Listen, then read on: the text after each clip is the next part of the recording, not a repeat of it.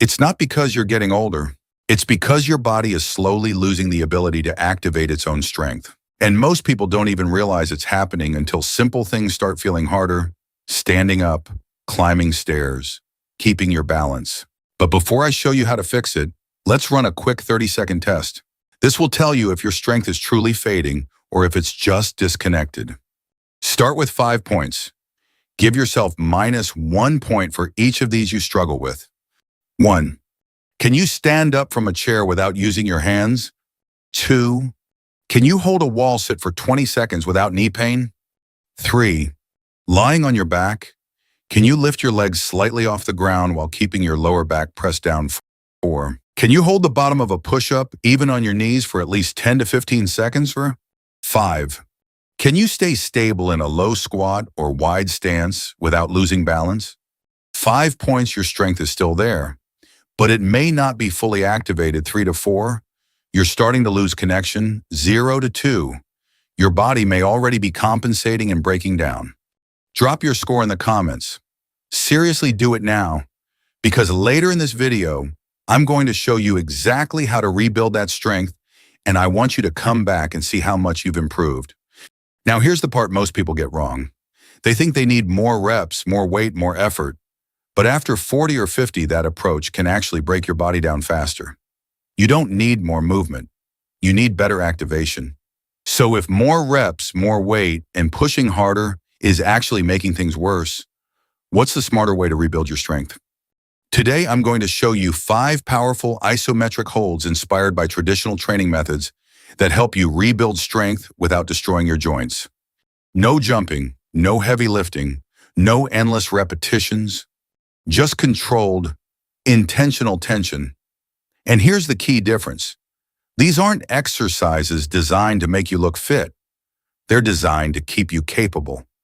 Capable of moving without pain, capable of supporting your own body, capable of staying independent as you age. Because real strength isn't just about how much you can lift. It's about how well your body works when it actually matters. Now let's start where everything begins. Your core. Number 1, the hollow body hold core reset. If your lower back aches, this is where everything starts. Not your legs, not your posture, your core. Most people think they need to do more crunches, more sit-ups, more twisting exercises. But here's the problem. Those movements mostly train the surface muscles, while the one muscle that actually protects your spine stays completely inactive. Deep inside your core is a muscle called the transverse abdominis. Think of it like a natural weight belt. When it's working, it wraps around your spine and keeps everything stable and protected. But when it's asleep, your spine is left exposed. That's when bending, lifting, even sitting too long starts to cause pain. So instead of moving more, we're going to teach your core how to turn back on. How to do it. Lie flat on your back. Now here's the non-negotiable step. Press your lower back firmly into the floor as if you're trying to crush a coin underneath it. From here, tighten your glutes. Lift your legs slightly off the ground. Reach your arms back overhead and hold. If your lower back lifts even a little bit, stop, because at that point, you're no longer training your core. You're hanging on your joints. If this feels too hard, start here. Bend your knees to 90 degrees. Keep your arms by your sides. Lift your head slightly. Hold for 15 seconds. Then slowly progress. Week 1, 15 seconds. Week 2, extend one leg. Week 3, full extension. Aim for 30 seconds. This isn't about getting a six-pack. This is about building a deep internal corset that protects your spine every time you move. Standing, walking, lifting, even getting out of bed. When your core is connected, your body stops leaking strength and everything else you do becomes safer and stronger. Number 2, the wall sit knee-safe leg strength. If your knees hurt every time you try to squat, this might be exactly what you've been missing. Most people think knee pain means one thing: I should stop training my legs. So they avoid squats, they avoid stairs, they move less and less. But here's what actually happens. When you stop using your legs, they don't heal, They get weaker, and weaker legs put more stress on your knees, not less. So the problem isn't that you're training, it's how you're training. Instead of forcing your joints through painful movement, we're going to build strength without moving the joint at all. How to do it? Stand with your back flat against a wall. Walk your feet forward slightly, then slide down until your knees are bent. Ideally, aim for a 90-degree angle like you're sitting on an invisible chair. From your tailbone to your shoulders, your back stays fully pressed into the wall. Now press your heels into the ground and hold. You should feel a deep burning in your thighs. That's good. But you should feel zero sharp pain in your knees. If you do, come up slightly higher and adjust your position. Start easier. Week 1, hold at a higher angle about 45 degrees for 20 seconds. Week 2, go lower. Aim for 30 seconds. Week 3, reach full 90 degrees. Build up to 45 to 60 seconds. This is the strength you use every single day. Standing up from a chair, walking upstairs, getting out of a car. It's not about how much weight you can lift in a gym. It's about whether your body can support you without pain in real life. Now that your legs are starting to rebuild strength without stressing your joints, we need to unlock the next missing piece. Your hips. Because if your hips are stiff and unstable, your entire lower body becomes unreliable. Number 3, the horse stance hip imbalance reset. If you feel stiff, unstable, or unsure on your feet, this is where the problem usually hides. Your hips. Most people try to fix tight hips the wrong way. They sit on the floor, pull on their legs, hold static stretches, and hope things improve. But nothing really changes. Because tight hips aren't always a flexibility problem. They're a stability problem. Your brain senses that your pelvis isn't stable, so it literally locks the muscles around your hips to protect you. That's why stretching alone doesn't work. So instead of trying to force your hips to loosen, we're going to earn that mobility by building strength and control at the same time. How to do it? Step your feet out wide about twice shoulder width apart. Point your toes slightly outward. Now slowly lower your hips straight down. Keep your chest upright like your back is sliding down an invisible wall. From here, push your knees outward. Keep them tracking over your toes. Stay tall through your spine. And hold. Never let your knees collapse inward. That's where instability and injury begins. Start shallow. Week 1, drop just a quarter of the way down. Hold 20 seconds. Week 2, go deeper. Aim for 30 seconds. Week 3, thighs parallel to the ground. Build toward 45 to 60 seconds. This isn't just about stronger legs. This is about rebuilding your foundation, balance, control, confidence in every step. Because as you age, it's not just strength that keeps you safe. It's stability. And stability is what prevents falls and keeps you independent. Now that your lower body is more stable and grounded, we move upward.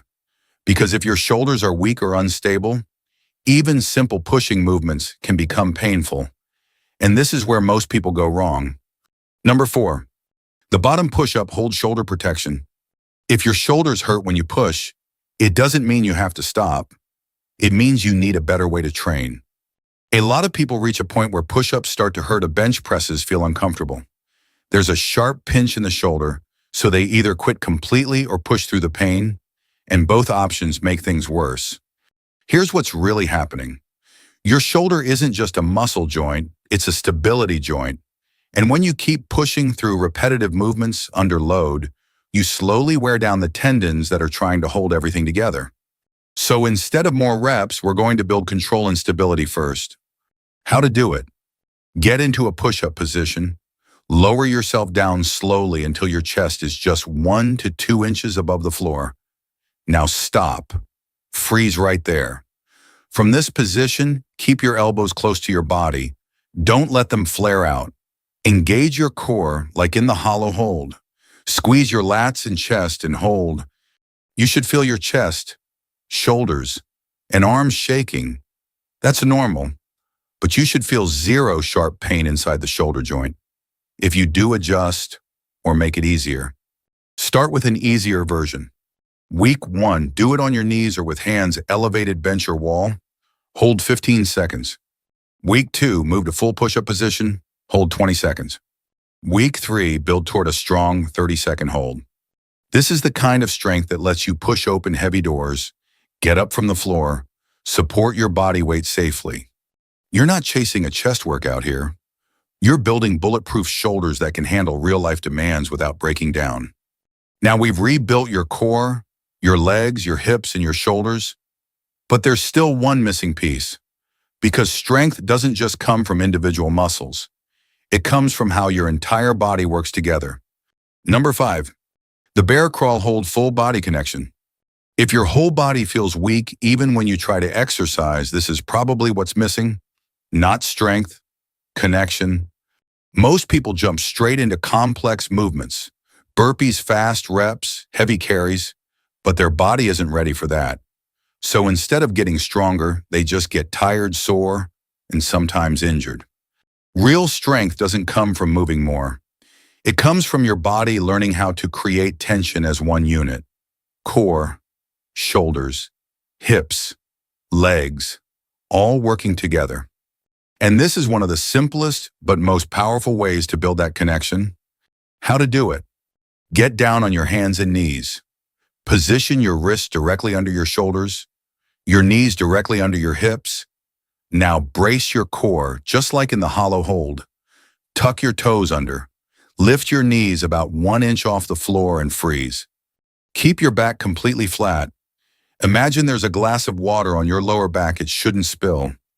You should feel everything light up, your shoulders stabilizing, your core tightening, your thighs engaging all at once. Start simple. Week 1, hold 15 seconds. Week 2, build to 30 seconds. Week 3, aim for a strong 45 to 60-second hold. This is the kind of strength that shows up everywhere. Walking, carrying things, recovering your balance, moving without hesitation. When your body works as one system, you don't just feel stronger, you become harder to break. Now think back to your score at the beginning of this video, because at this point, you're no longer guessing what's wrong, you have a way to fix it. Because that number wasn't just about strength, it was a signal of how well your body is still working together or how much it's starting to fall apart. And here's the truth most people never hear. You don't lose strength all at once, you lose it quietly. First, it's a little instability, then a little discomfort, then you start avoiding movement, and over time your world slowly gets smaller. But the solution doesn't have to be complicated. You don't need a gym. You don't need heavy weights. You don't need long workouts. You just need to reconnect your body, one position at a time. Here's what I want you to do. For the next 2 to 3 weeks, practice these 5 holds just 3 times per week. That's it. No rush, no pain, just controlled tension. And then come back to this video, run the same test again. You might notice something surprising. You feel more stable. Standing feels easier. Movements feel more controlled. Even before your body looks different, it starts working differently. Drop your starting score in the comments. And if you come back after 2 weeks, update it. I read those, and I want to see your progress. Because this isn't about chasing fitness. It's about staying capable, being able to move without fear, without pain for as long as possible. This content is for educational purposes only. It is not intended to replace professional medical advice, diagnosis, or treatment. The exercises and information shared in this video are general recommendations and may not be suitable for everyone, especially those with existing health conditions or injuries. Always consult with a qualified healthcare professional before starting any new exercise program. Perform all movements at your own pace and stop immediately if you feel pain or discomfort. Your safety and well-being should always come first. If you want more simple, joint-friendly ways to rebuild real strength, make sure you subscribe and turn on notifications. And share this with someone who's starting to feel their body slow down. Because the earlier you rebuild this connection, the longer you keep it.